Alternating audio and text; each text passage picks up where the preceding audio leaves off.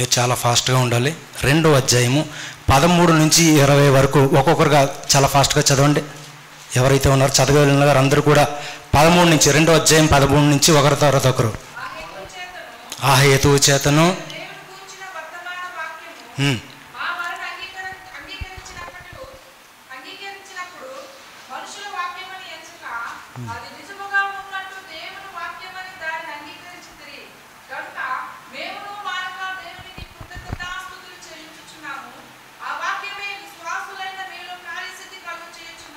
Next మీరు యూదయలో క్రీస్తునందున్న దేవుని సంఘములను పోలి నడుచుకున్న వారైతిరి. వారు యూదుల వలన అనుభవించినట్టు శ్రమలే మీరును మీ సొంత దేశస్థులను అనుభవించుతుంది.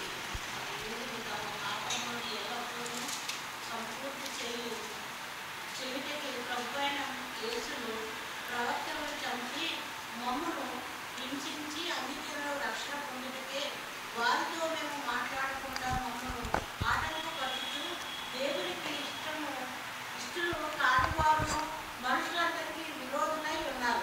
దేవుని ఉగ్రత తగునట్లు వారి మీదకి వచ్చింది.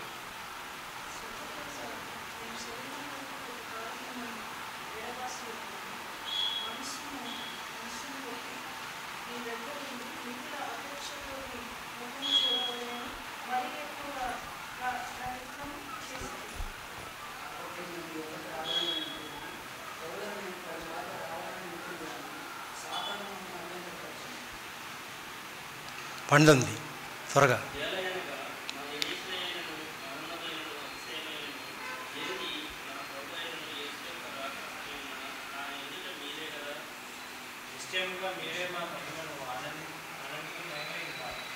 ఆమేన్. చదవబడిన వాక్యాన్ని బట్టి వందనాలు. తెస్సలోనికి రాసినటువంటి పత్రిక అపోస్తులైన పౌలు గారు ఈ ఉత్తరాన్ని తెస్సలోనికిలో ఉన్నటువంటి సంఘానికి రాశారు. 13 నుంచి 20 వరకు చదువుకున్నాము. తెస్సలోనికే సంఘము అనేక సంఘాలకి మాదిరి కలిగిన సంఘం. కొరింథీయుల సంఘం ఉంది. కొన్ని మంచి పనులు ఉన్నప్పుడు కూడా చాలా చెడ్డ క్రియలు చేసినటువంటి సంఘం అది. గలతీ సంఘం ఉంది. ఒకప్పుడు పౌల్ని దేవదూతగా చూశారంట. అవసరమైతే మా కళ్ళు మీకు తీసి ఇచ్చేస్తాము, ఎందుకంటే నీ కళ్ళు జబ్బు పడ్డాయి, నువ్వు ఇంకా అనేక చోట్ల వాక్యాన్ని ప్రకటించాలి, సఖ్యమైతే మా కళ్ళు మీకు తీసి ఇచ్చేస్తాము. గలతీ సంఘము. కానీ పోయిన దినాల తర్వాత సంఘము అలా లేదు, మరలా వెనక వెళ్ళిపోయారు. తెస్సలోనికే సంఘం మాత్రము లోపం లేనటువంటి సంఘము. ఈ సంఘం అంటే పౌలు గారికి చాలా ఇష్టం. ఎందుకో తెలుసా? ఈ సంఘం వలన పౌలు గారికి ఆదరణ దొరికిందంట. 3వ అధ్యాయంలో కనబడుతుంది. అది తీయవసరం లేదు. ఆదరణ, దాన్ని బట్టి సంతోషించాడంట. ఎక్కడికి వెళ్ళినా హింసలో, ఎక్కడ వెళ్ళినా కష్టాలు, ఎక్కడికి వెళ్ళినా ఇబ్బందులే. ఈ సంఘాన్ని బట్టి పౌలు గారు చాలా ఆనందం పొందాడంట, చాలా ఆదరణ పొందాడంట. ఈ సంఘము ఈరోజు మనకు కూడా మాదిరి కలిగిన సంఘమే. ఏంటి? ఈరోజు ఈ సంఘము మనకు కూడా మాదిరి కలిగిన సంఘమే. అయితే సంఘము అక్కడితో ఆగిపోవాలని పౌలు యొక్క ఉద్దేశం కాదు. ఇది బాగా పెరిగింది, బాగా జీవిస్తుంది. ఈ సంఘాన్ని బట్టి దేవునికి అనేక మార్లు ప్రతి అధ్యాయంలో కూడా కనబడుతుంది, నేను మిమ్మల్ని బట్టి దేవునికి కృతజ్ఞతాస్తుతులు చెల్లిస్తున్నానని అనేక మార్లు చెప్పాడు. చాలా మంచి సంఘము. అయినా మీరు ఎదగాలి. అయినా మీరు ఏమన్నాడు? ఎదగాలి. క్రైస్తవ జీవితం ఎదుగుతూనే ఉండాలి, ఎక్కడ కూడా ఆగిపోకూడదు. అభివృద్ధి చెందినటువంటి సంఘము. మన ఆత్మీయ జీవితంలో అభివృద్ధి అన్నదే కనబడతా ఉండాలి. ఎదగడం నేర్చుకోవాలి క్రైస్తవ సంఘం. ఒక స్టేజ్కి వచ్చిన తర్వాత అందరూ ఆగిపోతున్నారు. అందు గురించే ఈ పుస్తకంలోని మీరు ఎదగాలి. ఏ విధంగా ఎదగాలి? అనేక హింసలు వస్తాయి, శ్రమలు వస్తాయి, ఇబ్బందులు వస్తాయి, అయినా మీరు ఎదుగుతూనే ఉండాలని అన్నాడు. ఎలా ఎదగాలంటే పౌలు గారి విషయంలో ఆ పత్రిక రాసినటువంటి పౌలు గారు చెప్తున్నారు, ఒకప్పుడు నేను బాలుడిని ఉన్నాను, ఇప్పుడు పెద్దవాడిని అయ్యాను. అంటే ఆయన శరీరం గురించి చెప్పుకోవట్లేదు. ఒకప్పుడు నేను హింసకుడును, దోషకుడును, నాకు ఏమీ తెలియదు, సంఘం అంటే ఏంటో తెలియదు. అప్పుడు నేను బాలుడిగా ఉన్నాను, నాతో మాట్లాడాడు దేవుడు. ఇప్పుడు నేను పెద్దవాడై ఉన్నాను, పెద్దవాని క్రియలు నేను చేస్తున్నాను. అంటే పౌలు గారు ఎదిగారా? ఎంతవరకు ఎదిగారో తెలుసు మనకు. ఆయన గురించి మరలా ప్రత్యేకంగా చెప్పాల్సిన అవసరం లేదు. ప్రతి ఒక్కరికి కూడా పౌలు గారు ఎలా ఎదిగారు అన్నటువంటి విషయం తెలుసు. అయితే మనము కూడా ఎదిగే పరిస్థితుల్లోకి రావాలి. మీరు పేతురు రాసినటువంటి పత్రిక చూడండి. పేతురు రాసినటువంటి పత్రిక మొదటి పత్రిక 2వ అధ్యాయం 3వ వచనం చూడండి.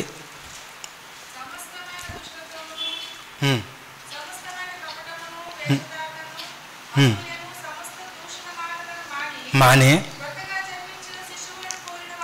కొత్తగా శిశువులను పోలిన జన్మించిన వారే నిర్మలమైన వాక్యమను పాల వలన రక్షణ విషయంలో మనం ఏం చేయాలి? ఎదగాలి. చాలండి. ఇక్కడ ఏం చేశారు? వాక్యము పాల లాంటిది. వాక్యము ఏం చేస్తుంది? ఆత్మీయ జీవితాన్ని పోషిస్తుంది. వాక్యాన్ని ఎలాగా చూపించాడు ఇక్కడ? పాల వంటి వాక్యము.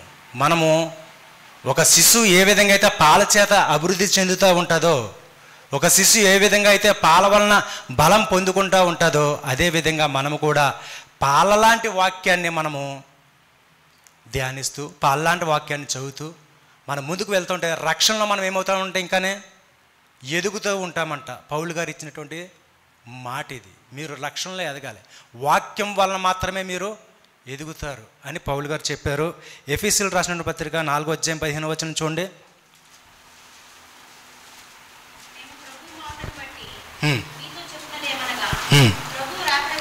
ప్రభు రాకడ వరకు సజీవులమై నిలిచియుండు మనము నిద్రించిన వారి కంటే 4:15 కరెక్ట్ ఏమో.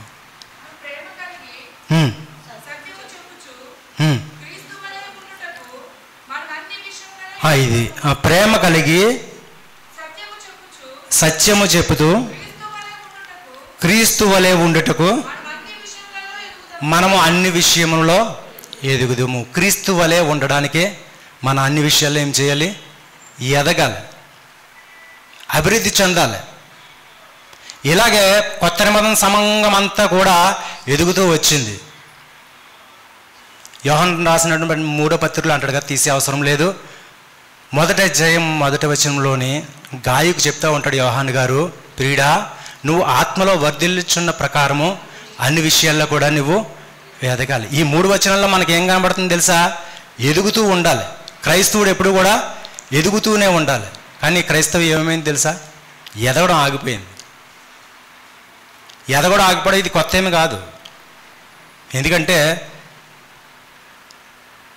వాగ్దాన దేశానికి దేవుడు తీసుకొచ్చినప్పుడు చాలా గొప్ప కార్యాలు చేశారు. దేవుడు చాలా గొప్ప గొప్ప కార్యాలు చేశారు.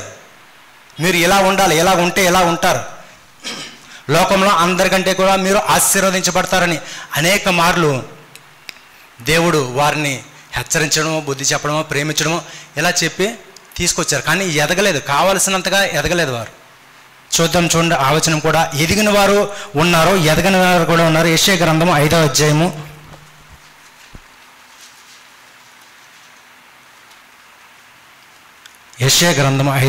1వ వచనం చదవండి.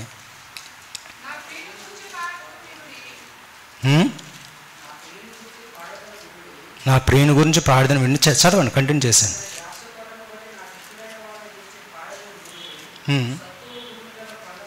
సత్యవ భూమి గల కొండ మీద నా ప్రియునికి ఒక ద్రాక్ష తోట ఉండెను. ఆయన దానిని బాగుగా త్రవ్వి అందులో శ్రేష్టమైన ద్రాక్ష తీగలను నాటించెను. దాని మధ్యన బురుజు ఒకటి కట్టించి ద్రాక్ష తోటను తలిపించెను. ద్రాక్ష పండ్లు ఫలింపవలనని ఎదురు చూచుచుండెను గాని అది కారు ద్రాక్షలు కార్చెను. చాలండి, చాలు. ఇక్కడ ఏం చేశారు తెలుసా? దేవునికి సత్తువు గల కొండ మీద ఎత్తైన ప్రదేశంలో ఒక భూమి ఉంది, అది సత్తువు గలది. అక్కడ ఏ మొక్క వేసినా కానీ ఫలించగలిగేదే. అంత సారవంతమైన ప్రాంతము. శ్రేష్టమైనటువంటి ఆ ఇశ్రాయేలు అందరినీ కూడా ఆ భూమిలో నాటితే కాపు కాసే కాలం వచ్చింది. కాపు కాసే కాలం వచ్చిన తర్వాత దాని కాయలు ఎలా ఉన్నాయి తెలుసా? చేదుగా. ఎదిగారా వీళ్ళు? ఎదగలేదు. ఎదిగినట్లు కనిపించారు కానీ వారి జీవితం అంతా కూడా చేదే. దేవుడు ఆ కింద వచనంలో కనబడుతుంది. ఆయనంట ఒక బురుజు కట్టించాడంట, ద్రాక్ష తొట్టులను తెలిపించుకున్నాడంట. రాబోయే కాలానికి మంచి శ్రేష్టమైనటువంటి ద్రాక్షారసం వస్తుందని ఆయన ఎదురు చూస్తూ ఆ కాలానికి నిలబడ్డాడంట. తీరా చూస్తే దీని పరిస్థితి ఎలా ఉంది? కారు ద్రాక్షలు కాసింది. అందు గురించే నూతన నిబంధన సంఘానికి మీరు క్రీస్తులాగా అన్ని విషయాల్లో ఎదగడం నేర్చుకోండి.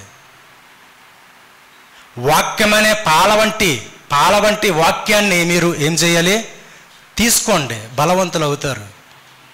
ఆ వాక్యాన్ని బట్టి మీరు రక్షణలో ఎదుగుతారు. గాయు, నువ్వు ఆత్మలో వర్ధిల్చున్నావు కదా, ఇంకా చాలా విషయాలు ఉన్నాయి. మా తర్వాత ఈ కాడిని మోయాల్సింది నీవే అని యోహాన్ గారు ఆయనకు చెప్తున్నారు. వర్ధిల్లాలి, ఇంకా వర్ధిల్లాలి, నువ్వు అనేక చోట్ల వర్ధిల్లాలి, ప్రతి విషయంలో కూడా వర్ధిల్లాలి నువ్వు అని అంటున్నారు. ఎదగడం నేర్చుకోవాలి. ఎలా ఎదుగుతాం మనము? క్రైస్తవ జీవితం ఎలా ఎదుగుతుంది? వాక్యం వలన మాత్రమే ఎదుగుతుంది, ప్రార్థన వలన మాత్రమే ఎదుగుతుంది. ఈ రెండు కూడా క్రైస్తవ జీవితంలో లేకపోతే ఎదగలేం. మనం మరుగుజ్జు స్థితిలోకి వెళ్ళిపోతాం. ఈ శ్రేష్టమైన ద్రాక్షవల్లి తన సారాన్ని కోల్పోయి ఏ విధంగా అయితే కారు ద్రాక్షల్లోకి వచ్చేసిందో అలా వెళ్ళిపోతాం మనం. మన అన్ని విషయాల్లోనే ఎదుగుచూ ఉండాలి. పౌలు గారి యొక్క జీవితాన్ని చూసుకున్నప్పుడు ఆయన పరిస్థితి ఎలా ఉంది? హింసకుడు ఆయన. అటువంటి పరిస్థితి నుంచి ఏ పరిస్థితికి వచ్చాడు? లేఖనాలు రాయగలిగేటువంటి వ్యక్తి అయ్యాడు. దేవుని స్వరాన్ని వినగలిగి పరిశుద్ధాత్మ ప్రేరేపణ చేత అనేక ఉత్తరాలు రాయగలిగేటువంటి పరిస్థితుల్లోకి వచ్చాడు. దేవునికి స్తోత్రం, హల్లెలూయా. వాక్యం మనలో ఉండాలి. వాక్యం 3 రకాలుగా కనబడుతుంది. వాక్యం మనము మన హృదయాల్లో నింపుకుంటే వాక్యం 3 రకాలుగా కనబడుతుంది. మత్తయి సువార్త 4వ అధ్యాయం 4వ వచనంలో కనబడుతుంది. చదువుతారా?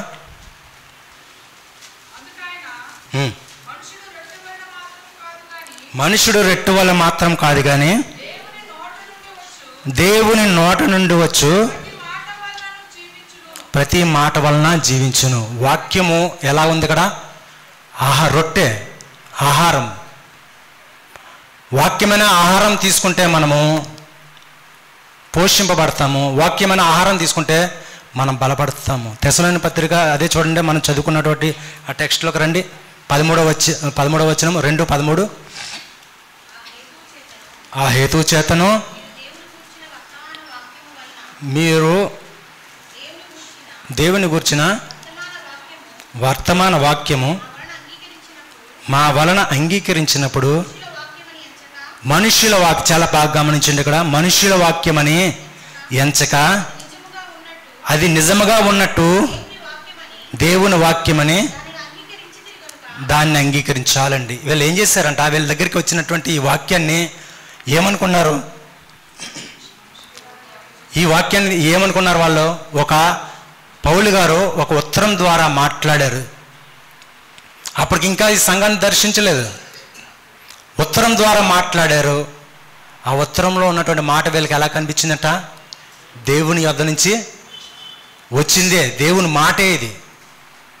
వాక్యాన్ని ఎంత విలువిచ్చారో చూడండి. తెస్సలోనిక సంఘం వాక్యాన్ని ఎంత విలువిచ్చారు వీళ్ళు. వాక్యాన్ని అభినందిస్తున్నారు వాళ్ళు. నిజంగా చెప్పాలంటే వాక్యం మా హృదయంలో ఉండాలి. ఇవి దేవుని మాటలే, మనుషుల మాటలు కావు, దేవుని మాటలే అని చెప్పి వీళ్ళు గ్రహించారు. ఈరోజు అనేక విధాలుగా దేవుని మాటలు వింటున్నాము. దేవుని మాటే అని నువ్వు గ్రహిస్తూ వింటున్నావా? చాలా వాక్యాలు వినడానికి మనము అలవాటు పడ్డాం. ఎన్నెన్నో వాక్యాలు వింటున్నాం. నిజంగా గతించిన వారం వాక్యం విన్నాము, వాక్య ప్రకారం జీవించేమా? ఎవరికి కూడా ఇది అనుభవంలోకి రావట్లేదు. మనలో ఉన్నటువంటి ఈ వాక్యము ఆహారం వంటిది, ఆత్మకు ఆహారం వంటిది. నిజంగా మనుషుడు బ్రతికేది రొట్టె వల్లనే, ఆత్మీయ జీవితంలో బ్రతికేది రొట్టె వలన, జీవాహారం వలన అని చెప్పి ఎవరైనా గ్రహిస్తున్నారా? గ్రహిస్తలేదండి. తిమోతి రాసిన పత్రిక చూద్దాము. అక్కడ ఇంకా ఇంకా లోతుల్లోకి వెళ్ళి అక్కడ మాట్లాడుతున్నారు. రెండో తిమోతి పత్రిక 3:16 చదవండి. దైవజనుడు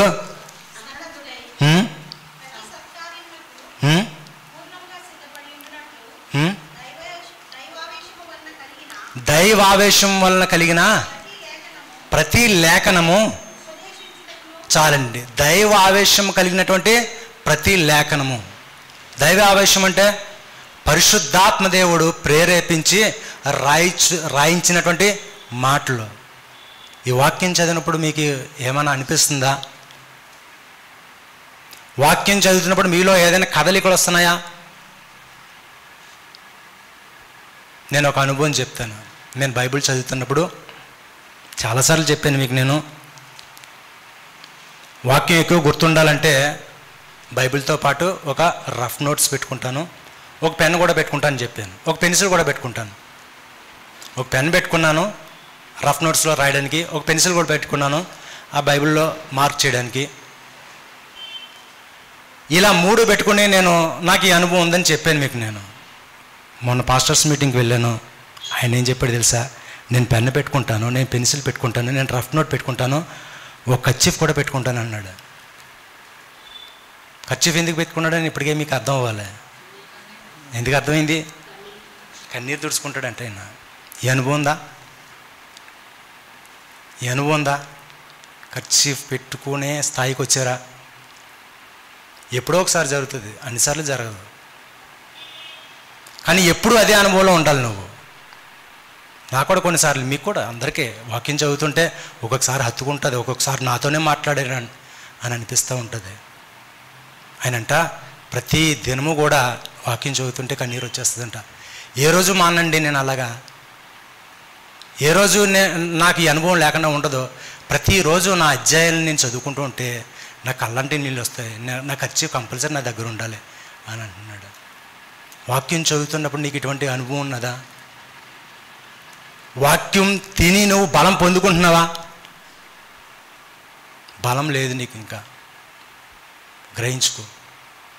దైవావేశం కలిగినటువంటి మాటలు ఇవి. ఎవరు చెప్పినా కానీ, చిన్నవాడవచ్చు పెద్దవాడవచ్చు, ఎవరు చెప్పినా కానీ, అది యూట్యూబ్లో రావచ్చు, ఒక రేడియోలో రావచ్చు, ఏ విధంగా వచ్చినా వాక్యాన్ని నిన్ను తాగుతుందా? తాకుతులేదంటే వాక్యం మీద నీకు ఆసక్తి లేదేమో, నాకు ఆసక్తి లేదేమో. ప్రస్తుత దినాల్లో వాక్యం ఎక్కువైపోయింది కదా ప్రతి ఒక్కరికి.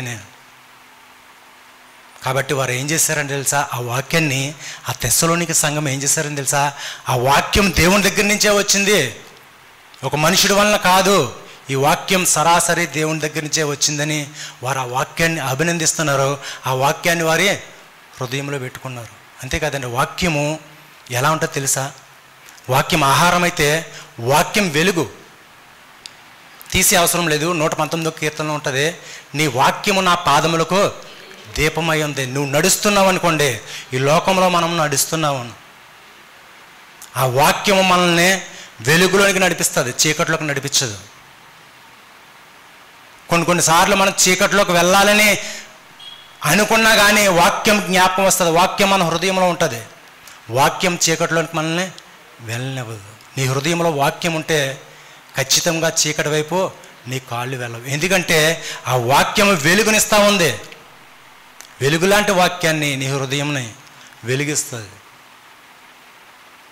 చూడండి, ఒక మాట చూడండి. యోహాను రాసినటువంటి యోహాను సువార్త 8వ అధ్యాయము 12వ వచనం చదవండి. మరలా యేసు, నేను లోకమునకు వెలుగును, చాలండి, నేను లోకమునకు వెలుగును, నన్ను వెంబడించేవాడు చీకట్లో నడవడు. చీకటి సంగతి మనకు అవసరం లేదు. ఆయన లోకానికి వెలుగుగా ఉన్నాడు. వాక్యమే దేవుడు కాబట్టి వాక్యము వెలుగు. దేవునికి స్తోత్రం. ఆ వెలుగులో నువ్వు నడవాలంటే ప్రతి దినము నువ్వు ఏం చేయాలి తెలుసా? వాక్యం వద్దకు రావాలి. క్యాలెండర్లు చక్కగా ఇంతంత కాస్ట్లీ క్యాలెండర్స్ వేశారు. ఆ క్యాలెండర్లో వాక్యము ఒక ముక్క చదవడానికి కాదు తెలుసా నీకు? ఆ ముక్క చదివేసి 2 నిమిషాలు ప్రార్థన చేసి 5 నిమిషాలు ప్రార్థన చేసి 10 నిమిషాలు ప్రార్థన చేసి వెళ్ళడం కాదు. ఆ వాక్య భాగం ఏదైతే ఉందో, ఆ వచనం ఏదైతే ఉందో దానికి పైన ఒక 10 వచనాలు, కింద ఒక 10 వచనాలు నువ్వు ధ్యానించగలిగితే వాక్యం నిన్ను వెలుగులోకి నడిపిస్తుంది. ఆ దినాన్న చీకట్లోకి వెళ్ళకుండా ఆ వాక్యం నిన్ను వెలుగులోనికి నడిపిస్తుంది. దేవునికి స్తోత్రం. మరియమ్మ గారు హృదయంలో వాక్యం ఉందండి. మరియమ్మ తల్లి గారు హృదయంలో వాక్యం ఉంది. వాక్యానికి చోటిచ్చింది, వాక్యాన్ని అభినందించింది. ఆమె వాక్యాన్ని హృదయంలో చేర్చుకుంది కాబట్టి ఏం చేసింది తెలుసా? ఈ లోకానికి క్రీస్తును ఇవ్వగలిగారు. ఆమె వాక్యానికి చోటు ఇవ్వకపోతే ఆ కార్యం జరగడం అసాధ్యం. పరిశుద్ధాత్మ దేవుడు ఆమె గర్భంలోకి రావడం అసాధ్యము. వాక్యానికి చోటు ఇచ్చింది. వాక్యం విలువ తెలుసుకుందామే. మరి నువ్వెంత విలువ ఇస్తున్నావు వాక్యానికి? చాలా వాక్యాలు వింటున్నాం మనం, చాలా వాక్యాలు వింటున్నాము. దేవుడు నాతోనే మాట్లాడుతున్నాడు అన్నట్లుగా వింటున్నామా? దేవుడు నాతోనే మాట్లాడుతున్నాడు అన్నట్లుగా చదువుతున్నామా? ఆత్మీయ జీవితానికి వాక్యమే ఆహారం. మనం చీకట్లోకి వెళ్లకుండా వెలుగులో నడిపించేదే ఆయన వాక్యము. అంతే కదా, ఆ వాక్యము మనల్ని యథార్థవంతులుగా చేస్తుంది. ఒకప్పుడు మంచి సాక్ష్యం లేదు, ఒకప్పుడు మన గురించి ఎవరు కూడా గొప్పగా చెప్పుకున్నది లేదు, ఒకప్పుడు మన గురించి మంచిగా పలికిన వారు ఎవరు లేరు. ఎందుకంటే మనలో సత్యం లేదు. అప్పుడు యథార్థమైన జీవితం లేదు. నిజంగా చెప్పండి, ఎవరికి వారే గుండెల మీద చేయి వేసుకుని చెప్పండి, యథార్థమైన జీవితం, నేను యథార్థవంతుడిని, నా కుటుంబంలోంచి యథార్థవంతుడికి వచ్చాను చెప్పగలరా ఎవరైనా? ఎవరో చెప్పలేము. ఆ పౌలు గారు తెస్సలోనికే సంఘం గురించి అనేక మార్లు కృతజ్ఞతలు చెప్తున్నాను అన్నట్లుగా నీ గురించి ఎవరైనా దేవునికి కృతజ్ఞతలు చెప్తున్నారా? కృతజ్ఞతాస్తుతులు చెల్లిస్తున్నారా? వాక్యం మనల్ని స్వతంత్రులను చేసింది. వాక్యం మనల్ని చీకట్లోంచి బయటికి తీసుకొచ్చింది. ఆ వాక్యము, సత్యమైనటువంటి వాక్యము నీలో ఉంటే నువ్వెన్నడూ కూడా పాప జీవితానికి మరలా వెనక్కి వెళ్ళవు. నువ్వు అనే మాట ఎందుకంటున్నానంటే, ఈరోజు చాలామంది తమ సాక్ష్యాలను కాపాడుకోవట్లేదు, తమ సాక్ష్యాన్ని నిలబెట్టుకోలేకపోయారు చాలామంది. ఈరోజు కళ్ళ ముందే, మన కళ్ళ ముందే ఎంతోమంది పేరు పెట్టి చెప్పగలే స్థితిలోకి వచ్చాము. ఎక్కడో జరిగిన విషయాలు కాదు, మన కళ్ళ ముందే. వాక్యము తెలుసు, అన్నీ తెలుసు, కానీ వాక్యము హృదయంలో లేదు. సత్యమైనటువంటి వాక్యము నీలో ఉంటే నువ్వు యథార్థవంతుడిగా జీవిస్తావు. చూడండి ఒకసారి యోహాను సువార్త 17:17 చదవండి.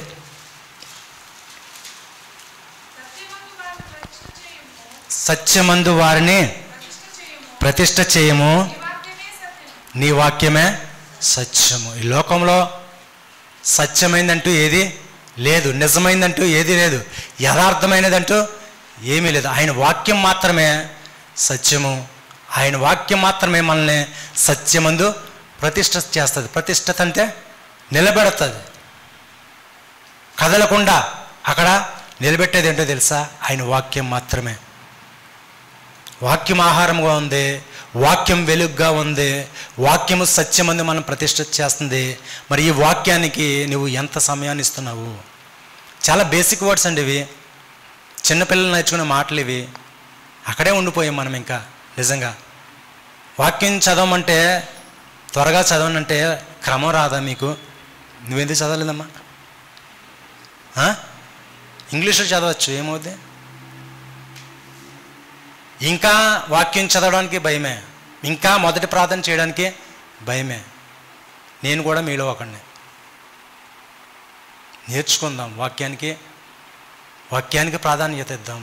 తెస్సలోనికే సంఘము వాక్యం రావడంతో ఇది దేవుని మాట అని చెప్పి వాక్యాన్ని వారు ఏం చేశారంట? అభినందించారంట. ఇంత గొప్ప వాక్యం మా దగ్గరకు వచ్చింది, ఈ వాక్య ప్రకారము జీవిస్తాము అని అన్నారంట.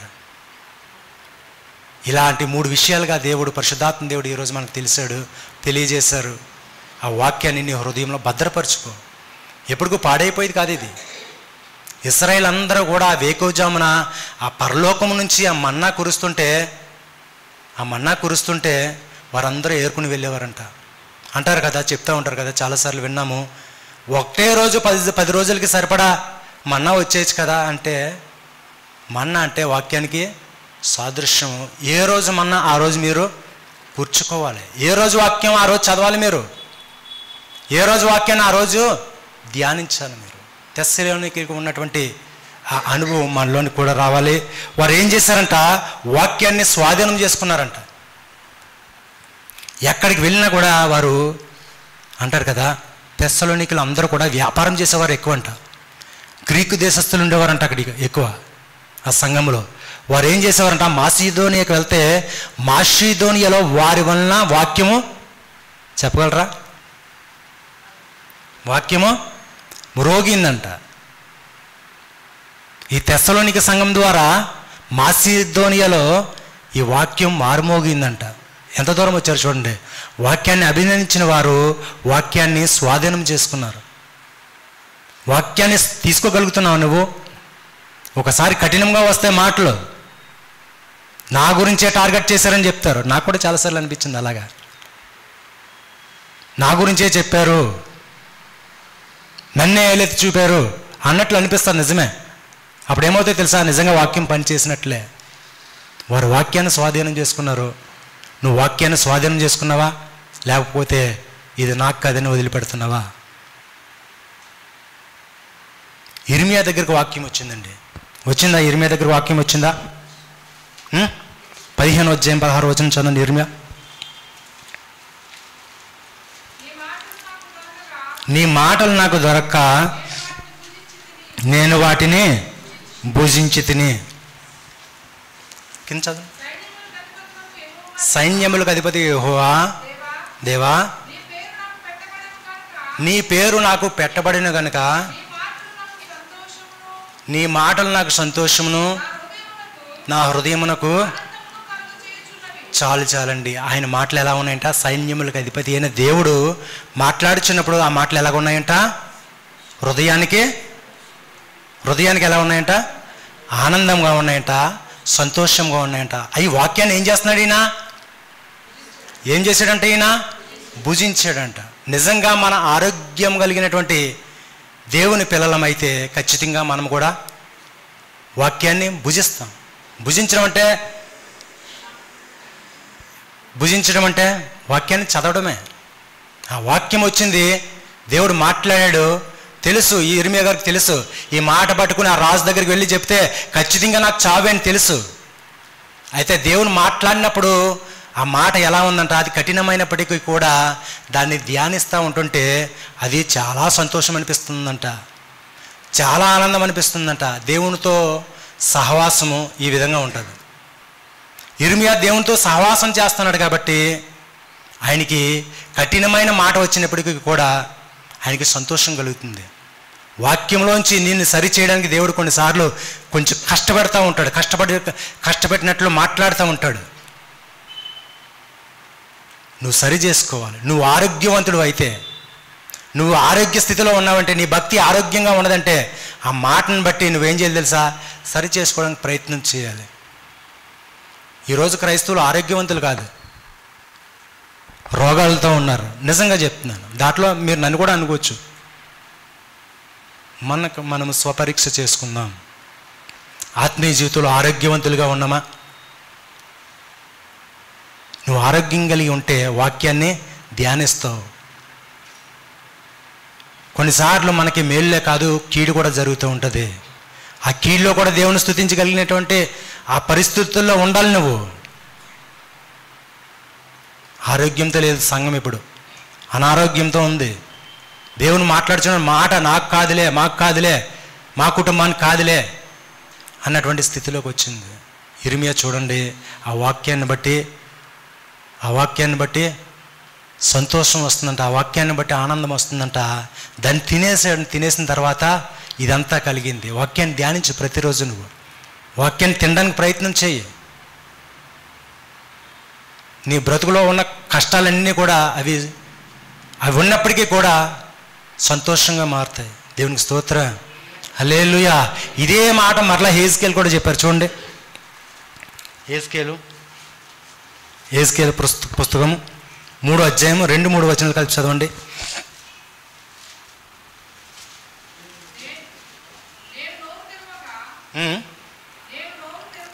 నేను నోరు తెరవగా ఆయన ఆ గ్రంథమును నాకు తినిపించి, నరపుత్రుడా, నేను ఇచ్చుచున్న ఈ గ్రంథమును ఆహారముగా తీసుకుని దానితో నీ కడుపు నింపుకొనమని నాతో సెలవీగా నేను దాన్ని భక్షించి తిని అది నా నోటికి తేనివలే మధురముగా ఉండేను. చాలండి. అర్థమైందా? ఇక్కడ మీకు ఏమని అర్థమైందా? వాక్యం ఎలా ఉందంట? దేవుడు అందివ్వగానే భక్షించాడంట. తినడం వేరు, భక్షించడం వేరు.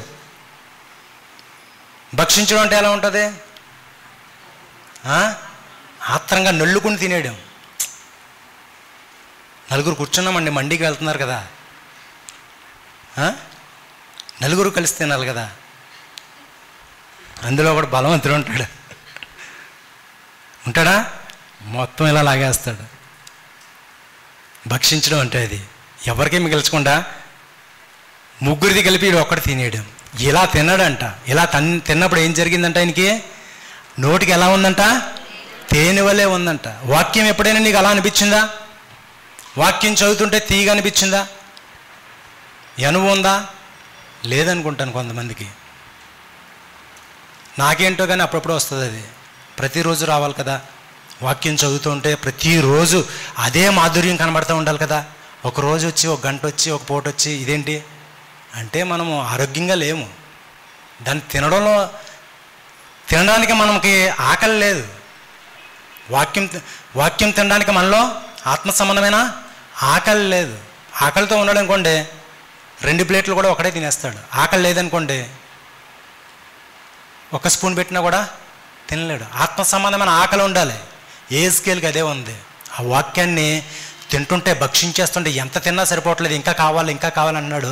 ఆ వాక్యం ఎందుకు అలాగ తినాలనిపిస్తుంది ఆయనకంటే ఆ వాక్యం చదువుతున్నప్పుడల్లా ఆయనకి తేనె వలె మధురంగా ఉంటుందంట. నిజంగా ఉంటుందండి ఇది? ఇలా ఉంటుందా? ప్రాక్టికల్గా చెప్పండి, ఇలా ఉంటుందా?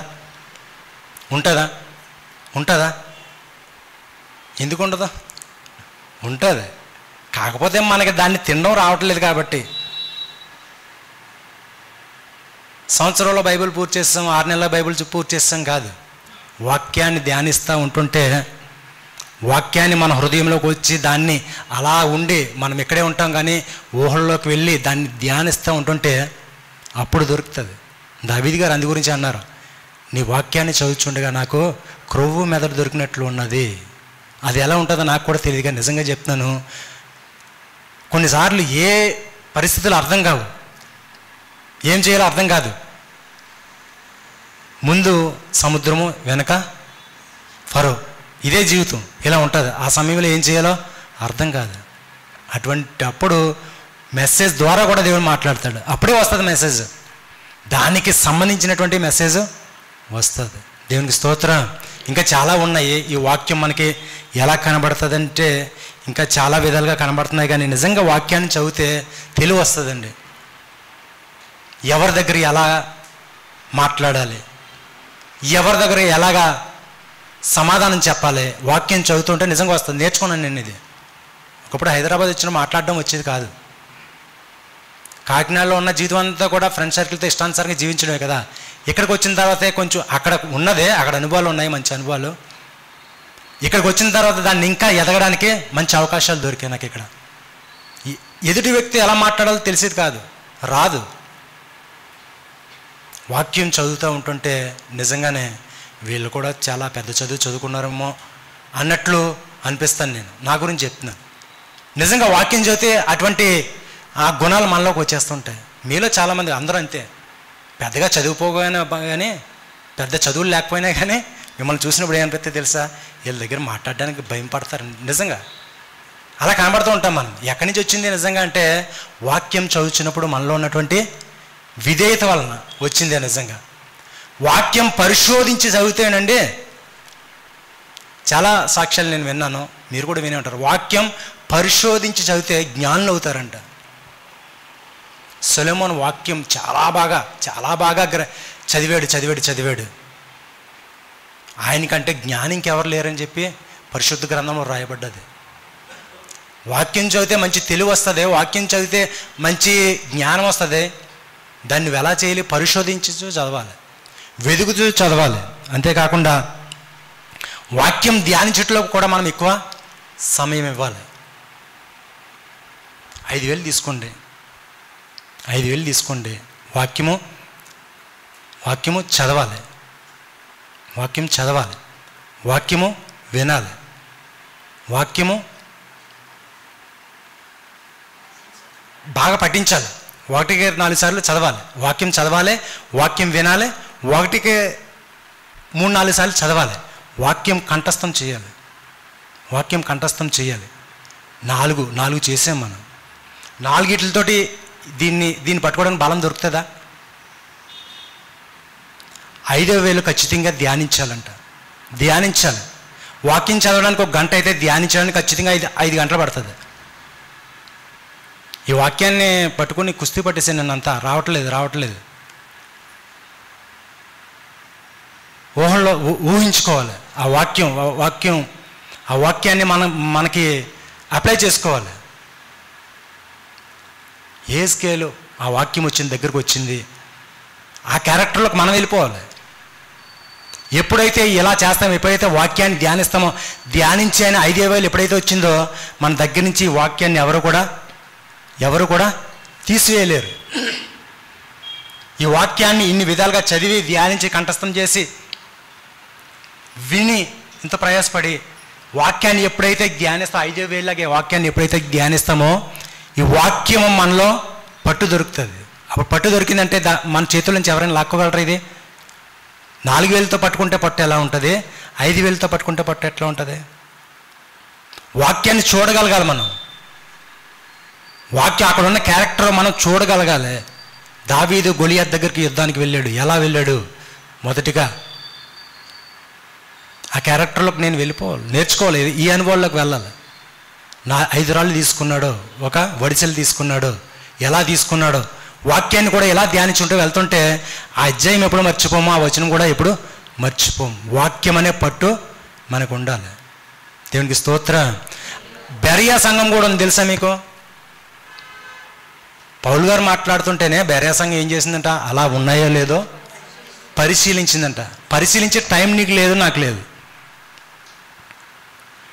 ఇక్కడ వాక్యం విని వెళ్ళిపోతాం, చక్కగా రాసుకుంటున్నాము, 2-3 పేజీలు రాస్తున్నాము.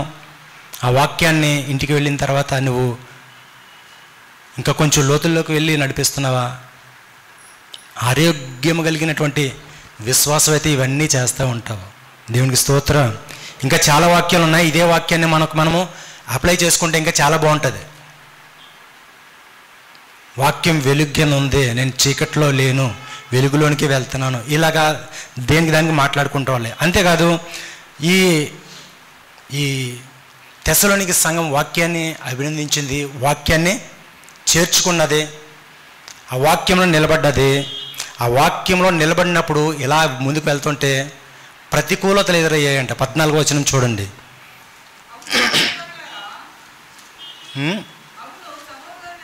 అవును సహోదరులారా, మీరు యూదయలో క్రీస్తు యేసునందున్న దేవుని సంఘములను పోలి నడుచుకున్న వారైతిరి. వారు యూదుల వలన చాలండి, వారు యూదుల వలన అనుభవించినట్టే శ్రమలే. ఏమొచ్చాయంటే వీళ్ళకి? ఫస్ట్ ఎవరిని చూశారు వీళ్ళు? యూదయలో ఉన్నటువంటి సంఘాన్ని చూశారంట. వారికి శ్రమలు ఎవరి వలన వచ్చాయి? యూదుల వలన వచ్చాయి. ఇంకొకసారి చదవండి, 14 చదవండి.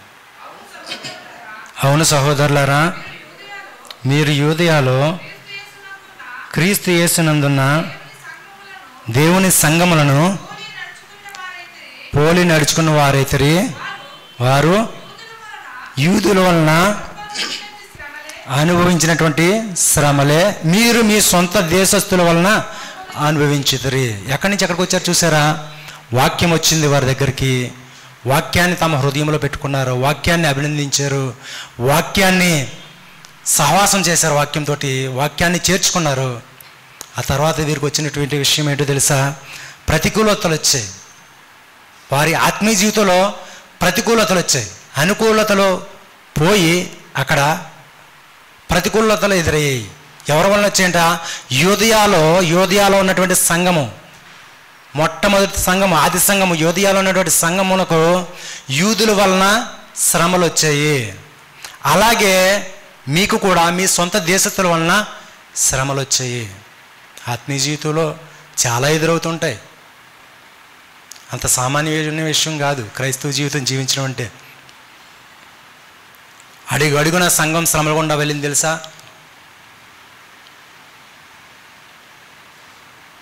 మీకు వాక్యం చూపించడం మర్చిపోయాను. సూచక్రియల వల్ల వచ్చిన వారే మీరు అందరూ అంటారు. యేసుప్రభు వారు యోహాను సువార్తలు అనుకుంటా 8వ అధ్యాయంలో ఉంటారు. సూచక్రియల వల్ల మాత్రమే మీరు వస్తున్నారు. సూచక్రియల వలన కట్టబడిన వాడు ఎక్కువ కాలం నిలబడ్డా. అవసరాల కోసం వచ్చిన వాడు ఎక్కువ కాలం సంఘంలో నిలబడ్డా. బెరియా సంఘము వాక్యము దేవుని దగ్గర నుంచి వచ్చింది, మా కోసమే అనుకుంది. ఆ వాక్యాన్ని గ్రహించింది, వాక్యాన్ని చేర్చుకుంది. అంతేకాదు వారి జీవితంలోకి ఒక ప్రతికూలమైనటువంటి ప్రతికూలతలు వారి జీవితాల్లోకి వచ్చాయి. అయితే వారు ఎలా ఉన్నారు తెలుసా? మొదట యోధియాలో వచ్చాయి, భయపడాల్సిన పని లేదు.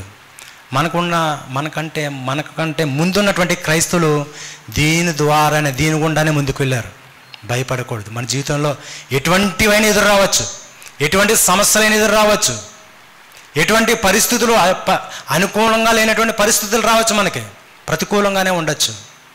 అయితే మనకంటే ముందున్నటువంటి సంఘము, యోధయ సంఘాన్ని ఆ బెరియా సంఘస్థులు చూసినట్లుగా మనకంటే ముందున్న తరమును, విశ్వాసాన్ని మనం చూడగలగాలి. ఎన్ని సాక్ష్యాలు లేవు మన ముందు? ఎన్ని సాక్ష్యాలు నువ్వు వింటున్నావు? ఆ సాక్ష్యాలు నిన్ను పురుగొల్పుతున్నాయా? చాలా సాక్ష్యాలు ఉన్నాయి, యూట్యూబ్లో ఉంటాయి. రోజు కూడా ఒక సాక్ష్యం వస్తూ ఉంటుంది. ఇలాంటివన్నీ కూడా నీకు మాదిరిగా ఉంటున్నాయా? ప్రతికూలతలు వస్తాయి. ఈ సంఘం తెస్సలోనిక సంఘానికి వచ్చాయి. అంతేకాదు అక్కడంట చూడండి, అదే కంటిన్యూ చేయం 16వ వచనం.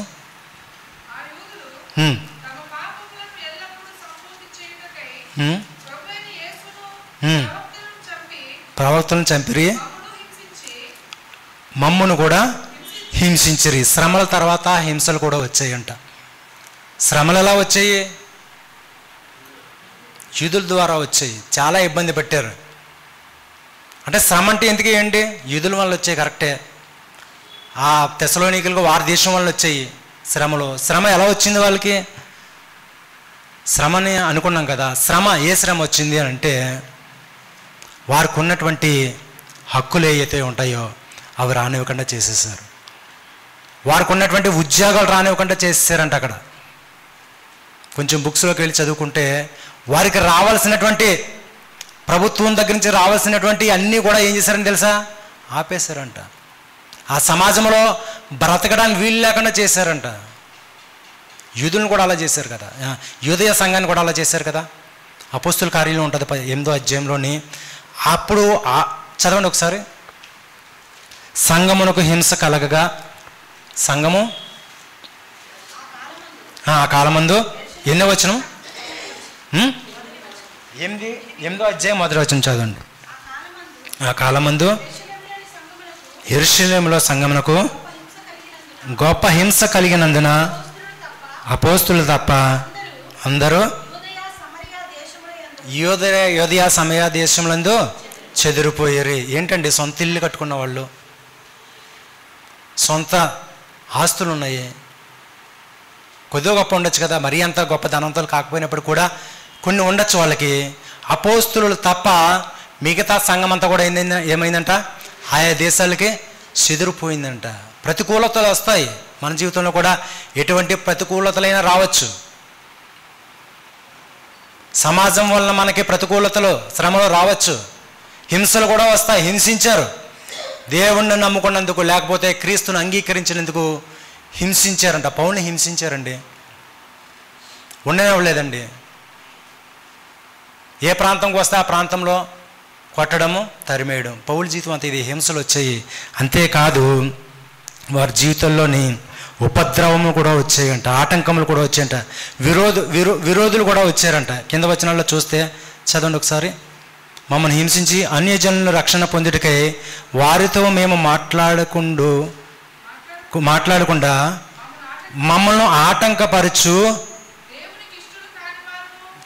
దేవునికి ఇష్టలు కాని వారును మనుషులందరికీ విరోధులనై ఉన్నారు. చాలండి, ఆటంకపరుస్తున్నారు. అడుగున కూడా ఆటంకాలు వస్తున్నాయి. నీ జీవితంలో కూడా ఎదుగుతున్నప్పుడు సంఘంగా, లేకపోతే ఒక విశ్వాసగా, ఆరోగ్యకరమైన విశ్వాసగా ఎదుగుతున్నప్పుడు మన జీవితాల్లో కూడా ఆటంకాలు వస్తాయి. ఆటంకాలు వచ్చాయని పౌలు గారు ఆగిపోయారు అక్కడ. ఆటంకాలు వచ్చాయని పౌలు గారు ఆగిపోలేదు. శ్రమలు వచ్చాయని ఆ సంఘం ఆగిపోలేదు అక్కడ. హింసలు వచ్చాయి, నిందించారు, సంఘం అక్కడ ఆగిపోలేదు. మాదిరి కలిగినటువంటి సంఘంను చూస్తున్నారు. యోధియాలో సంఘం ఉంది, మా తల్లి సంఘము. ఆ తల్లి సంఘానికి కూడా అలాగే జరిగింది. వారు ఆయా దేశాలకి చెదిరిపోయారు, అయినా కానీ విస్తరించారు. వారి ఎదుగుదల ఆగిపోలేదు. ఆయా యోధియా సమరయ దేశాల్లో క్రైస్తవులందరూ కూడా విస్తరించారు. ప్రతి దినాన్ని కూడా సంఘంలో చేర్చబడుతూ ఉన్నారు. ఆగిపోయిందా సంఘము? నువ్వు ఎదుగుతుంటే, వాక్యంతో నువ్వు ఎదుగుతుంటే, వాక్యంతో సహవాసం చేస్తుంటే నిన్ను ఎదిగే స్థితిలో ఉంటా తప్ప ఎప్పుడు తగ్గిపోయే స్థితిలో ఉంటావు. నీలో ఇంకా రోజు అన్ని విధాల అభివృద్ధి జరుగుతూనే ఉంటుంది. ఆ పరిస్థితుల మట్టుకే, ఆ సమయం మట్టుకే ఆటంకాలు రావచ్చు, కానీ మన జీవితంలో ఖచ్చితంగా మబ్బులన్నీ తొలగిపోయే రోజు వస్తుంది. ఖచ్చితంగా మనము అభివృద్ధి పొందుతాము. ఇంకా చాలా ఉన్నాయి. విరోధులు వచ్చారు. అసలు నేను అనుకున్నాను, నేను ముందుకు వెళ్ళే అవకాశం లేదని నెక్స్ట్ వచనాల్లో కనబడుతుంది. నేను ముందుకు వెళ్ళే అవకాశం కూడా లేదు, ప్రయాణం చేయడానికి కూడా అసలు అవకాశం లేదని అనుకున్నాడంట. అయినా కానీ వాక్యంతో సహవాసము ఇంకా ముందుకు నడిపించింది. దేవునికి స్తోత్రం, హల్లెలూయా. ఇంకంతేకాదు, వారికి ప్రతికూలు వచ్చాయి. తర్వాత మాకు సహవాసం చేసే సహవాసకులు ఉన్నారు. మా సహవాసము యోహాను పత్రిక 1వ అధ్యాయంలో ఉంటాం. మా సహవాసం అయితే తండ్రితోనూ కుమారుడైన యేసుక్రీస్తుతో కూడా ఉంది. సహవాసం ఉండాలి నీకు. చదవండి ఒకసారి, మాట చదవండి. ఏ పత్రిక అండి? 1 యోహాను 3వ వచనం చదవండి. మాతో కూడా మీకును సహవాసం కలిగినట్లు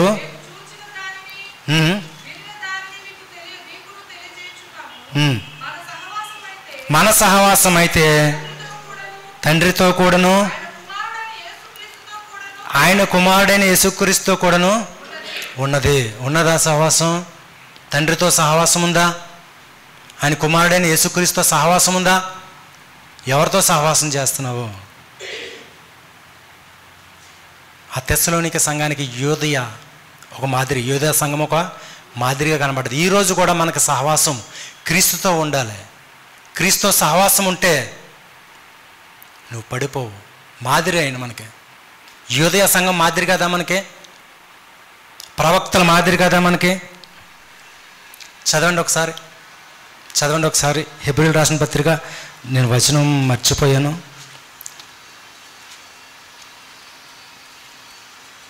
శ్రమల వలన విధేయతను నేర్చుకున్నాను.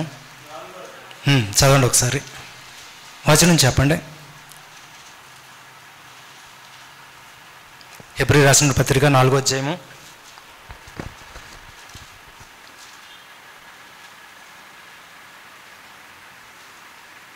తీసారా?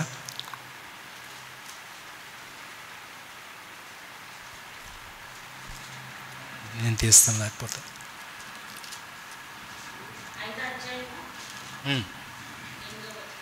చదవండి. 5వ అధ్యాయము 8వ వచనం చదవండి. 7 నుంచి చదవండి. శరీరధారి ఉన్న దినములలో మహారోదనముతోనూ కన్నీళ్లతోనూ తన్ను మరణం నుంచి రక్షింపగలిగిన వానికి ప్రార్థనలను యాచనలను సమర్పించి భయభక్తులు కలిగి ఉన్నందున ఆయన అంగీకరింపబడిను. ఆయన కుమారుడై ఉండియు తాను పొందిన శ్రమల వలన విధేయతను నేర్చుకొనును. దేవునికి స్తోత్రం. ఈయన మాదిరి కదా మనకి. యేసుక్రీస్తు శ్రమల మాదిరి కాదా? సంఘానికి ఈరోజు నేర్పిస్తున్నది ఏంటో తెలుసా?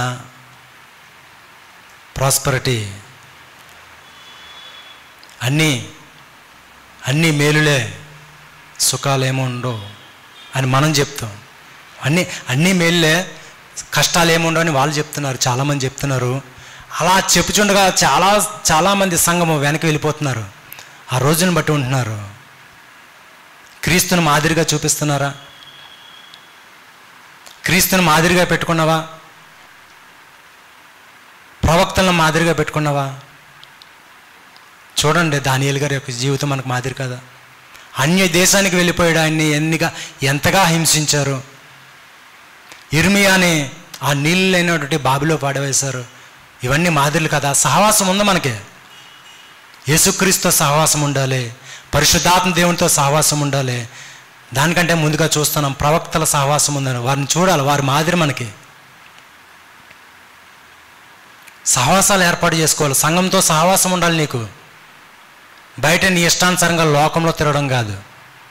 లోకంలో వద్దన్నా సహవాసాలు దొరుకుతూ ఉంటాయి. లోకంలో వద్దన్నా కూడా సహవాసాలకు ఆకర్షితులు అవుతాం మనం. కానీ సంఘంతో సహవాసం కలిగి ఉన్నవా? వాక్యంతో సహవాసం కలిగి ఉంటున్నావా? ప్రవక్తల యొక్క మాదిరి నువ్వు చూసుకుంటూ వారి సహవాసం కాదా మనకి? ఇలా చెప్పుకుంటూ పోతే చాలామంది ఉన్నారు. ఇదే పత్రిక రాసినటువంటి పౌలు గారు కూడా ఒక మాదిరి కాదా మనకి? చూడండి, కొరింథీయులు రాసిన పత్రిక, ముగిస్తున్నాను ఇంకొక 10 నిమిషాల్లో. 4వ అధ్యాయం 10వ వచనం చదవండి.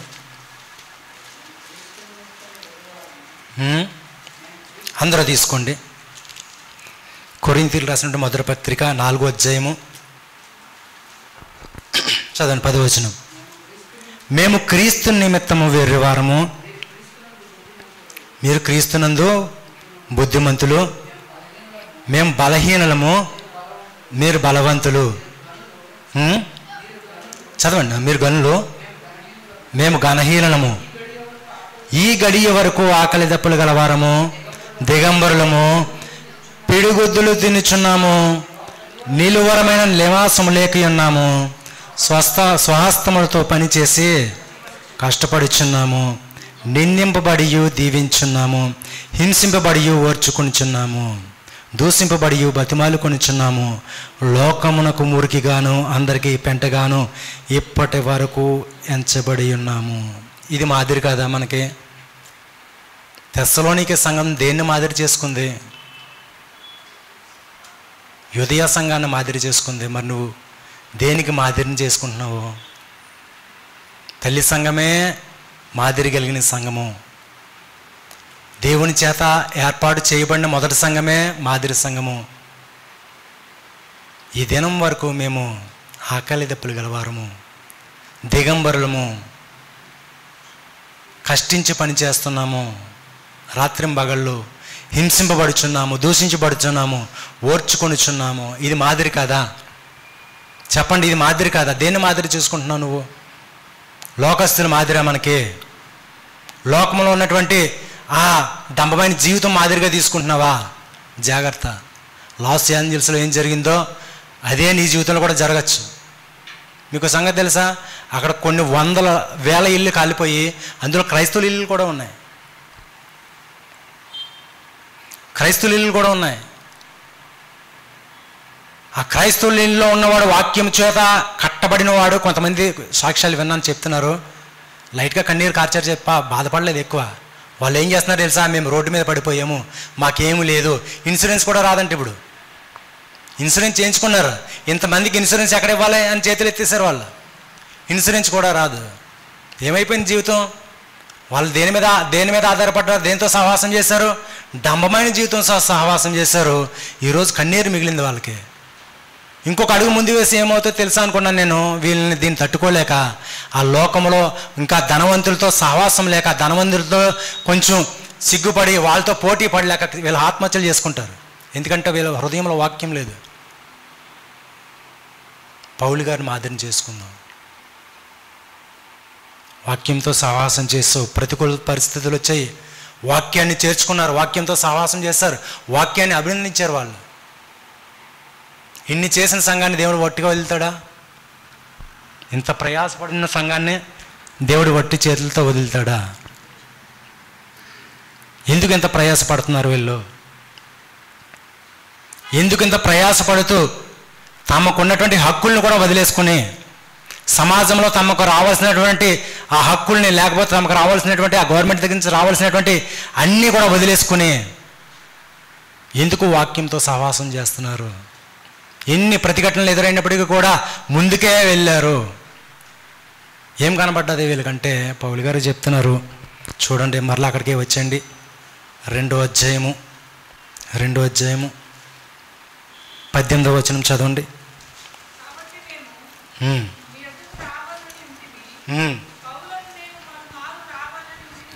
పౌలను నేను పలుమార్లు రావాలని ఉంటుంది కానీ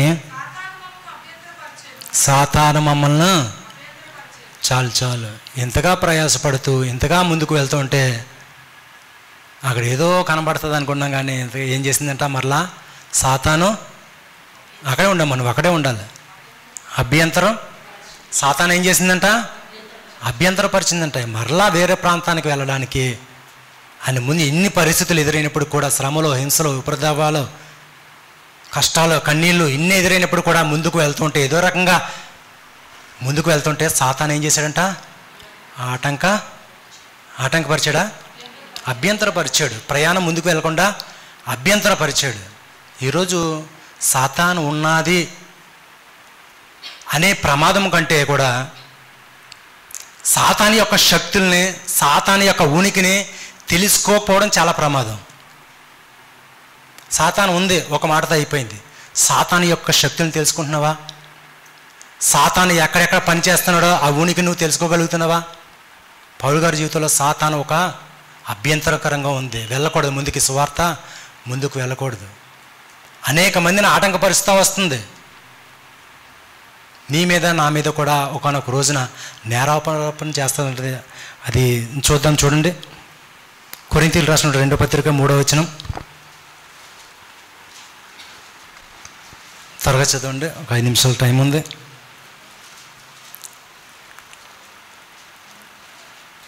కొరింథీయులకు రాసిన 2వ పత్రిక 11:3.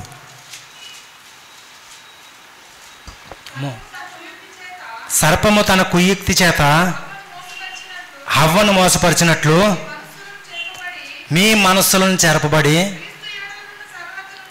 క్రీస్తు ఎడల ఉన్న సరళత నుండి, పవిత్రత నుండి ఎట్లయినను తొలగిపోవునా అని భయపడుచున్నాను. ఇంత పునాదులు వేసినటువంటి పౌలు గారు హవ్వను ఏ విధంగా కుయుక్తి చేత, యుక్తి కాదు కుయుక్తి చేత మోసపరిచిందంట. ఒక్కరోజులో మోసపోయిందా హవ్వగారు? హవ్వమ్మ ఒక్కరోజులో మోసపోయిందా అంటే ఒక్కరోజులో కాదు, ప్రతిరోజు ప్రయత్నం చేసిందంట సాతాను. ప్రతిరోజు ప్రయత్నం చేస్తుంటే ఎక్కడ దొరుకుతుందా, ఎక్కడ తిరుగుతుందా, ఎక్కడ ఆ చెట్టు సమీపానికి వస్తుందా, ఎక్కడ ఏ రోజు మాట వింటుందా అని ప్రతిరోజు కూడా వెంబడిస్తూ వచ్చిందంట సాతాను. నూతన నిబంధన సంఘాన్ని కూడా క్రీస్తు యొక్క సరళత నుండి, పవిత్రత నుండి మోసపుచ్చడానికి, మన మనసుల్ని చెదరగొట్టడానికి సాతాను ప్రతిరోజు కూడా ప్రయత్నం చేస్తూ ఉంటాడు. దేవునికి స్తోత్రం, హల్లెలూయా. నువ్వేదో అనుకోవచ్చు, జీవితాలు గడిచిపోతున్నాయని అనుకోవచ్చు. ప్రతిరోజు కూడా ఎక్కడ దొరుకుతావో నిన్ను వెంబడిస్తూనే ఉంటాడు. అదే పేతురు రాసిన పత్రికలో ఉంటుంది, చదవాల్సర్లేదు. మీ విరోధి అయిన సాతాను గర్జించు సింహం వలె ఎవరిని మిరుగుదునా అని ఎదురు చూస్తుందంట. ఏదో ఒక రోజు దొరికేస్తాం, జాగ్రత్తగా ఉండు. నేను కూడా ఏదో ఒక రోజున సాతాను దొరికేస్తానేమో, జాగ్రత్తగా ఉండాలి నేను. క్రీస్తు యొక్క సరళత, పౌలు గారు వేసినటువంటి ఆ పునాదులు, ఆత్మీయ జీవితానికి వేసినటువంటి పునాదులు, ఆ సరళత, ఆ పవిత్రత పోగొట్టుకుంటానేమో నేను ఎప్పటికప్పుడు భయపడుతూ ఉండాలి. సాతాను యొక్క శక్తిని, తంత్రాలను మనము ఎరిగి ఉండాలి. చాలామందికి ఇవి ఎరగకపోవడం వల్లనే దాని ఉచ్చులో పడిపోతున్నారు. చాలా డేంజర్ సాతానుగాడి యొక్క శక్తులు, సాతానుగాడి యొక్క ఆలోచనలు ఎరగకుండా ఉండడం. అందు గురించి అన్నాడు, వాడి తంత్రం ఏమో ఎరగని వారం కాదంటాడు. ఎరుగుతున్నారా సాతాను శక్తులు ఎలా పనిచేస్తున్నాయో? చాలా ప్రమాదం అది. మీరు వినాలి, గర్జించు సింహం వలె ఏ సమయము ఉంటుందా, ఏ సమయంలో దొరుకుతుందా అని ఎదురు చూస్తున్నట్ట. వాడంట నేరారోపణ చేయవాడంట.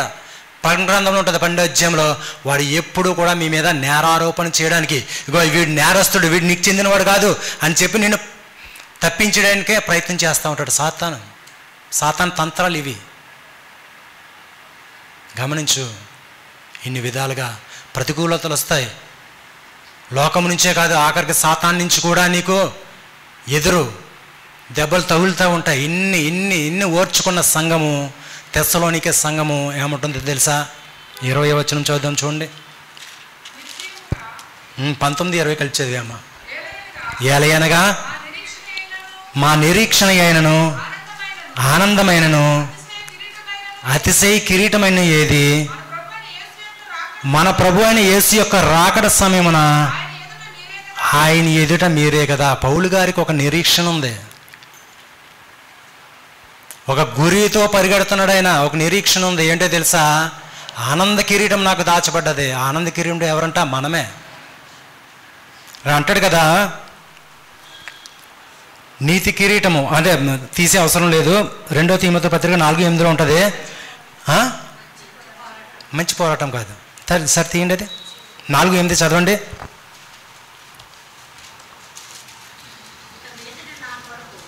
ఇక మీదట నా పరుగు నీతి కిరీటము ఉంచబడి ఉన్నది. ఆ దినమందు నీతి గల న్యాయాధిపతి అయిన ప్రభువు అది నాకు మాత్రమే కాకుండా తన ప్రత్యక్షత కొరకు అపేక్షించే వారందరికీ అనుగ్రహించును. దేవునికి స్తోత్రం, హల్లెలూయా. ఒక నిరీక్షణ ఉంది. ఆ నిరీక్షణలో ఏంటో తెలుసా? ఒక బహుమతి ఉంది. నా ఆత్మీయ జీవితానికి ఒక బహుమతి ఉంది. పౌలు గారు ఇచ్చిన స్టేట్మెంట్ ఏంటో తెలుసా? నాతో పాటు మీరు కూడా ఎదురు చూస్తున్నారు. నాకెంతైతే ఉందో మీకు కూడా అంతే ఉంది. యుద్ధం చేసేవాడికి ఎటువంటి ఘనత వస్తుందో ఆయుధాలు మోసేవాడికి కూడా అంతే ఘనత వస్తుంది ఖచ్చితంగా. దేవునికి స్తోత్రం. పౌలు గారికి ఏ నీతి కిరీటం అయితే వచ్చిందో అదే నీతి కిరీటం మనకే వస్తుంది. ఈ ఆత్మీయ జీవితంలో అనేకమైన ఎదురవచ్చు, ప్రతికూలలు రావచ్చు, హింసలు రావచ్చు, ఏదైనా రావచ్చు. చివరికి బహుమతులు కూడా మనకి వస్తాయి. దీని గురించి వేచి ఉండాలి సంఘం.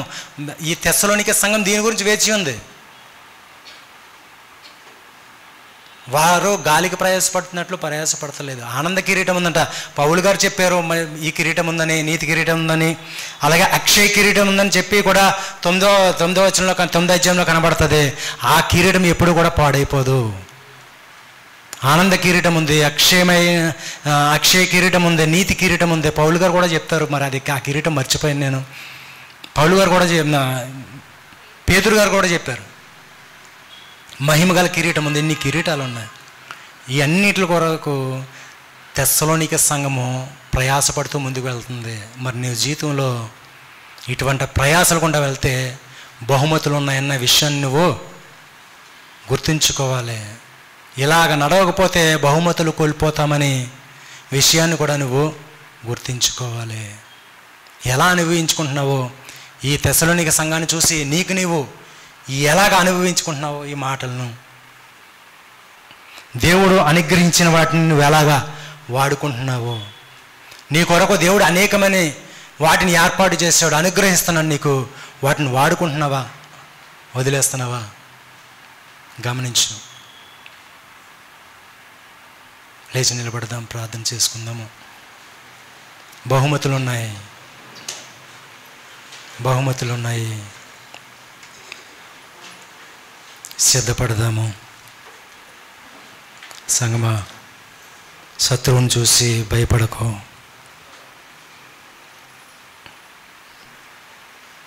లోకము తన ఇష్టానుసారంగా, లోకము దాని పోకట్లో ముందుకు వెళ్తుంది, ఇష్టానుసారంగా జీవిస్తూ ఉంది. నువ్వు ఎదగాల్సినటువంటి స్థితిలో ఎదుగుచున్నావా? పేతురు గారు అన్నట్లుగా నిర్మలమైన వాక్యమును పాల వలన నీవు పాల్లాంటి వాక్యాన్ని నువ్వు తీసుకుంటూ ఎదగాలి. క్రీస్తు వలె ఉండుటకు నువ్వు అన్ని విషయాల్లో ఎదగాలి.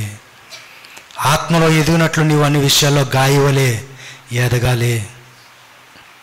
ఆ తెస్సలోనిక సంఘము దేవుని వాక్యాన్ని హృదయంలో పెట్టుకుంది, వాక్యాన్ని అంగీకరించింది, వాక్యం ప్రకారం జీవించడానికి ప్రయత్నం చేసింది. వారి జీవితంలో అడుగడుగున ప్రయాసలు వచ్చాయి, అడుగడుగున శత్రువు కనబడ్డాడు, అడుగడుగున ప్రతికూలతలు వచ్చాయి. ఆది సంఘం మాదిరిగా ఉందా నీకు? ప్రవక్తల మాదిరి కాదా నీకు? యేసుక్రీస్తు యొక్క శ్రమల మాదిరి కాదా నీకు? ఇన్ని జయించుకుంటూ వెళ్తే నువ్వు బహుమతి పొందుకుంటావని పరిశుద్ధాత్మ దేవుడు ఈరోజు నాతోనే మాట్లాడారు. సిద్ధపడదాం. ఈ విధంగా నువ్వు విశ్వాస జీవితంలో ముందుకు వెళ్తే ఆరోగ్యం కలిగినటువంటి విశ్వాసిగా నువ్వు ఉంటావు. ఆహారం లాంటి వాక్యాన్ని నువ్వు తినాలి. వెలిగిస్తున్నటువంటి వాక్యాన్ని నువ్వు ఆ వెలుగులో నడవాలి, వాక్యంలో నడవాలి. నిన్ను సత్యవంతునిగా మార్చింది, యథార్థవంతంగా మార్చినటువంటి ఆ వాక్యానికి నువ్వు విధేయత చూపించాలి. అడుగుదాం కృప కలిగిన మా ప్రభువు అని ప్రార్థన చేస్తూ సిద్ధపడదాము.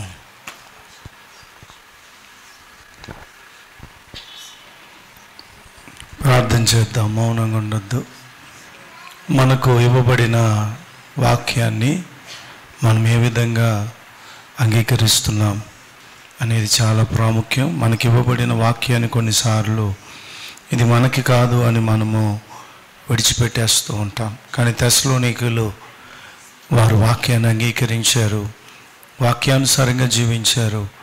అందుకే వారికి మెప్పు ఘనత కలిగింది. ఈరోజు దేవుడు బిడ్డ కొన్ని సందర్భాల్లో వాక్యం మనతో మాట్లాడుతున్నా ఇది మనకు కాదు అని చెప్పి వాక్యాన్ని నిర్లక్ష్యం చేసేవారుగా ఉన్నామేమో. మాట్లాడదాం, ప్రార్థన చేద్దాం.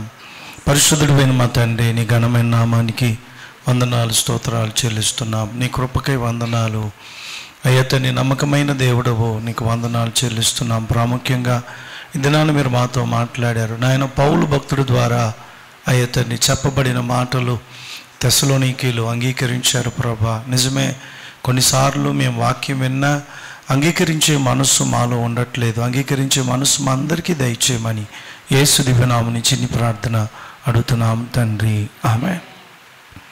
దేవుని నామానికి మహిమ కలుగును గాక. హల్లెలూయా. అందరూ చెప్దాం హల్లెలూయా. నిజమే, కొన్నిసార్లు మనం వాక్యం వింటాం కానీ అంగీకరించాం. వాక్యాన్ని అంగీకరించాలి. ఏం చేయాలి చెప్పాలి? ఏం చేయాలి? అంగీకరించాలి. మన అందరి దగ్గరికి వాక్యం వస్తుంది, కానీ దాన్ని అంగీకరించే స్వభావం మనలో ఉందా లేదా అని మనం చూసుకోవాలి. మీకు ఒక మాట చెప్పి ఒక సందర్భాన్ని బైబిల్లో నుంచి గుర్తు చేసి చివరి ప్రార్థన చేసి ముగిస్తాను. ఇర్మియాని మందిరానికి రాకుండా చేసేసారు. ఇర్మియాని మందిరానికి రాకుండా చేశారనమాట. ఇర్మియా మందిరానికి వెళ్ళడానికి అవకాశం లేదు, కానీ దేవుడు మాటలు చెప్పకుండా ఇర్మియా ఉండలేడు అనమాట.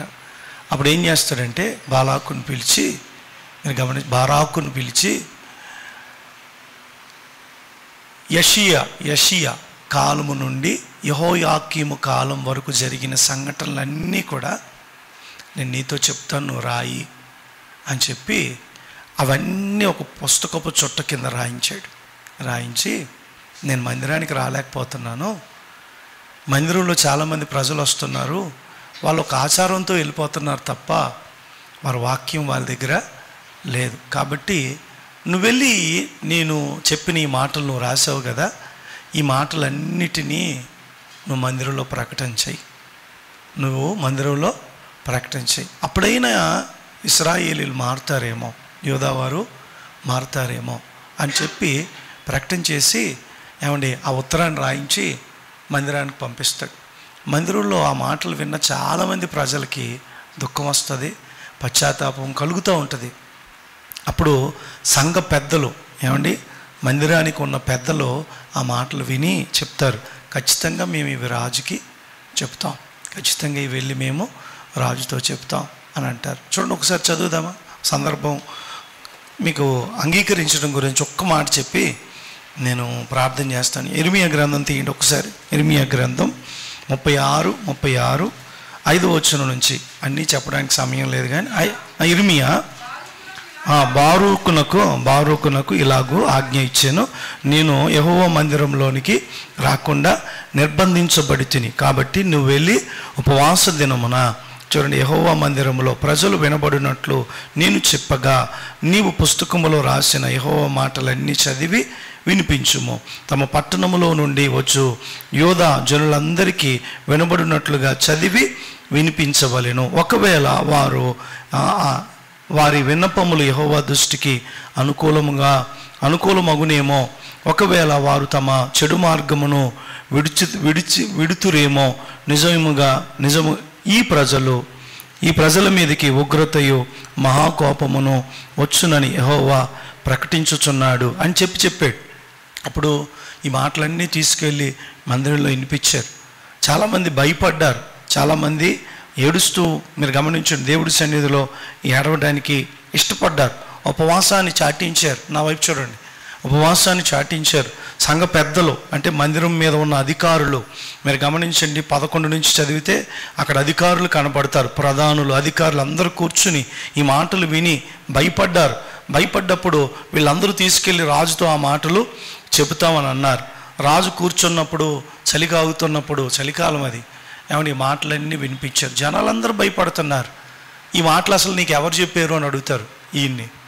అప్పుడు అంటాడు ఆయన, ఈ మాటలన్నీ ఎవరు చెప్పారంటే, చూడండి 17వ వచనంలో, మరియు ఈ మాటలన్నిటినీ అతడు చెప్పుచూ ఉండగా నీవు ఎట్లు రాసితివనగా, అందుకు ఆయన అంటున్నాడు బారూకు, ఇతడు నోటి నుండి ఈ మాటలన్నీ పలకగా నేను ఆ పుస్తకములో సిరాతో రాసితినని ఉత్తరం ఇచ్చాను. నువ్వు ఇర్మియా వెళ్ళి ఒక దగ్గర దాక్కోండి, మేము వస్తాం.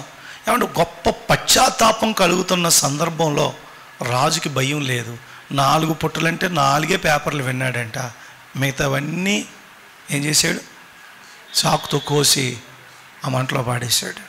ఏం జరిగిందో తెలుసా? మీరు గమనించండి, గొప్ప ఉగ్రత వచ్చింది. ఈరోజు నేను ఎందుకు ఈ మాట అంటున్నానంటే, మనకి ఈరోజు విన్న వాక్యంలో 2 మనుషులు ఉన్నారు, మొత్తం 3 ఉన్నారు. ఒకటి పౌలు భక్తుడు. ఎవరు? పౌలు భక్తుడు. 2 తెస్సలోనిక సంఘస్థులు. 3 యూదులు. ఎవరు చెప్పండి? యూదులు. ఈ 3కి తేడా ఏంటో తెలుసా? వాక్యం ఎలాగన్నా చెప్పాలని, ఎలాగన్నా ప్రకటించాలనే ఉద్దేశంతో పౌలు ఉన్నాడు. సాతాను ఆటంకపరుస్తుంది, ఆయన వాక్యాన్ని చెప్పే మనసు ఆయనకుంది. ఎలాగన్నా మిమ్మల్ని చూడాలనిపిస్తుంది అని అంటాడు. సాతాను ఏం చేసింది? నన్ను ఆటంకపరిచింది అని అంటాడు, అభ్యంతరపరిచింది అంటాడు కదా. పౌలు భక్తుడు ఎట్లాగైనా దేవుడు వాక్యాన్ని ప్రకటించాలి. తెస్సలోనికీయులు ఆ వాక్యాన్ని అంగీకరించారు, యూదులు అంగీకరించలే. అందుకే యూదులు ప్రవక్తలను చంపుచు. ప్రవక్తలు ఎందుకు వెళ్ళారు వాళ్ళ దగ్గరికి? వాక్యాన్ని పట్టుకుని, దేవుడి మాటలు పట్టుకుని వెళ్ళారు, చంపుతూ వచ్చారు. ఈరోజు నేను ఒకే ఒక మాట చెప్తున్నా, అంగీకరించేవారు, ప్రకటించేవారు, తృణీకరించేవారు.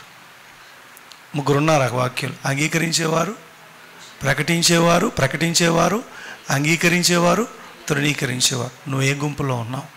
చాలా వాక్యాలు వింటున్నాం మనం.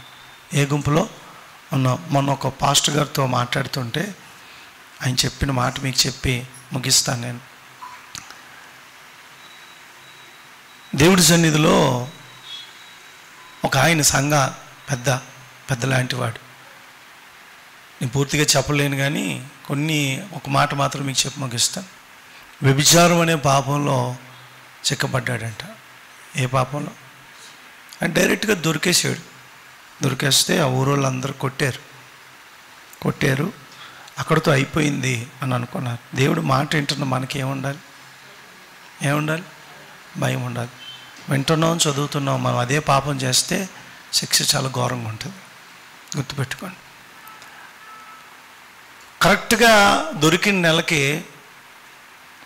నెలకి ఆ వ్యక్తి కూతురు చనిపోయిందంట. ఏ మనిషితో అయితే పాపం చేశాడో ఆ స్త్రీకి ఒకే ఒక కొడుకు. ఈ ఎండాకాలం బోట్లని పైకెక్కించి గుళ్ళ కొడతారు. గుళ్ళ కొట్టడం అంటే బోటుకి కింద నత్తగుల్లలు పెట్టేస్తాయి అన్నమాట. ఆ నత్తగుల్లలన్నిటిని ఏం చేస్తారంటే, ఎండాకాలం వేట ఉండదు కాబట్టి పైకెక్కించి ఆ గుళ్ళంతా, ఆ నత్తగుల్లలన్నీ తీసేస్తారన్నమాట. భార్య, కొడుకు ఆయన గొల్ల కొడుతున్నారంట. కొడుకు ఆ నీటిలోకి దిగి స్నానం చేస్తే 7 సంవత్సరాల కొడుకు నీటిలో దిగి చనిపోయాడంట. నాకు అనిపించింది పాపం వాళ్ళ శిక్ష చాలా భయంకరంగా ఉంటుంది. నేను ఎందుకు ఈ మాట అంటున్నానంటే, మనకి తెలిసి తెలియక చాలాసార్లు పాపంలో పడిపోతుంటాం. ఏం కాదులే, మాట వల్ల కానీ, చూపు వల్ల కానీ, ఆలోచనల వల్ల కానీ పడిపోయామనుకోండి. మనం ఇందాక చదివిన మాటలో ఒక మాట ఉంటుంది. మన తెస్సలోనికి రాసిన పత్రిక 2వ అధ్యాయంలో ఉగ్రతను చూడండి. ఆ యూదుల గురించి చెప్పినప్పుడు ఆ మాట ఉంటుంది. ఉగ్రత అంట ఏం చేస్తున్నారంట వాళ్ళు తీసారా 2లోనే తుదమట్టుకు, అంటే పూర్తి ఉగ్రత.